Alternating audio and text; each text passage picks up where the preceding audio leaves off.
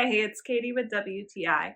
Have you ever seen a cuter pair of socks? I knew the moment I saw these MarJunSep socks that I had to have them.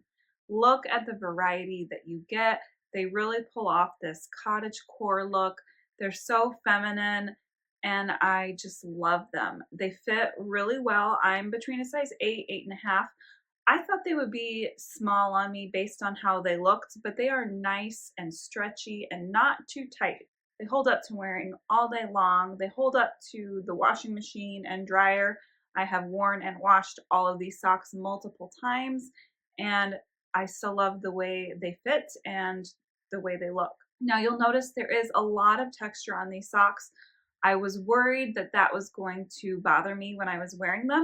Didn't bother me one bit. I didn't even notice that it was there, and I am really sensitive to stuff like that. You need to get your hands, or rather your feet, on these socks because they are just too cute, but that's just my point of view.